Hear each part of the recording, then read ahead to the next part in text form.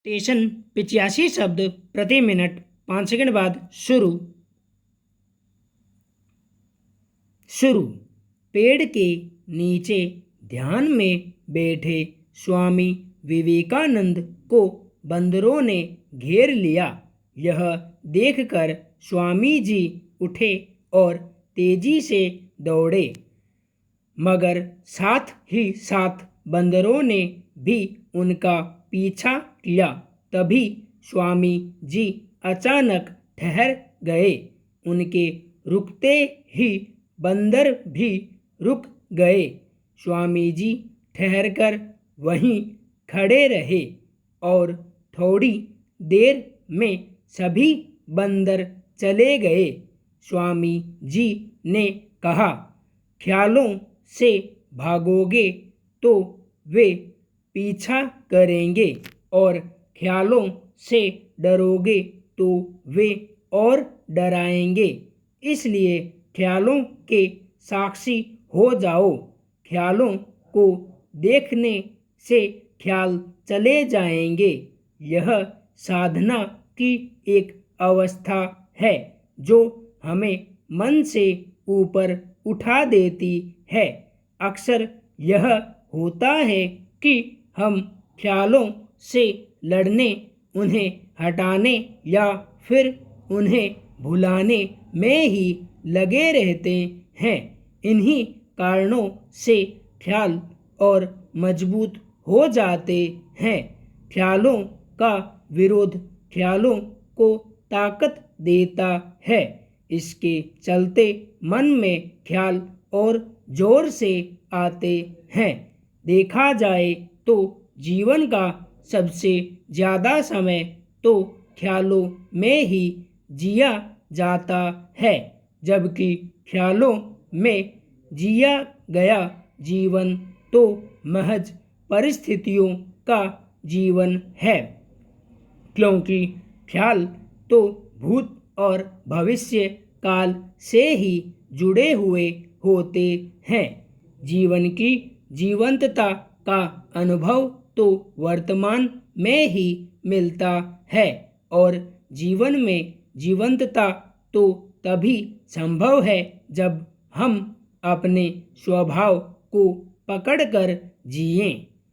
स्थिति भीतर की अवस्था है जो आत्मा का स्वभाव है। स्थिति में कोई हलचल, राग द्वेष, सुख दुख, मान अपमान, लाभ हानि और मृत्यु का भय नहीं होता। स्थिति हमेशा सत चित व आनंद स्वरूप होती है। जीवन के हर पहलू में यह स्थिति समान रहती है। जिस तरह से यह शरीर के जन्म के समय में रहती है, वैसी ही मृत्यु के समय भी तटस्थ रहती है। यह शांत भाव से पल पल की साक्षी बनी रहती है। जैसे समुद्र गहराइयों में शांत होता है, वह उसकी स्थिति है, और लहरें जो ऊपरी सतह पर रहकर शोरगुल करती हैं, वह समुद्र की परिस्थिति है। लहरें कितनी भी बड़ी क्यों न हो जाएं, समुद्र का कुछ भी बिगाड़ नहीं सकती।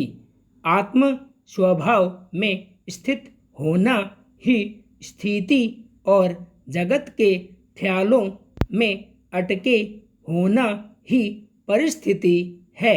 ज्ञान हमें स्थिति में टिकाता है और अज्ञान परिस्थिति में। परिस्थिति समस्या है तो स्थिति समाधान है। जो आत्म स्थिति में टिके रहने में सफल हो जाता है, उसका परिस्थिति कुछ भी नहीं बिगाड़ सकती। वैसे तो जीवन भर परिस्थितियां अपने में उलझाने में लगी रहेंगी। परिस्थितियों में उलझन ही बंधन है। इन परिस्थितियों को कितना भी संभाल लो, वे फिर आ जाएंगी। बार बार संभालने पर भी हर बार वे नया नया रूप लेकर आती रहेंगी। इसलिए परिस्थितियों से उलझो नहीं, बल्कि उनके साक्षी हो जाओ और अपने भीतर के भाव को पकड़ लो। फिर जब भी परिस्थिति में जाओ तब अपनी स्थिति को पकड़ कर ही जाओ। दिन भर स्थिति को पकड़े रहने से परिस्थितियां हमारा कुछ भी बिगाड़ नहीं पाएंगी।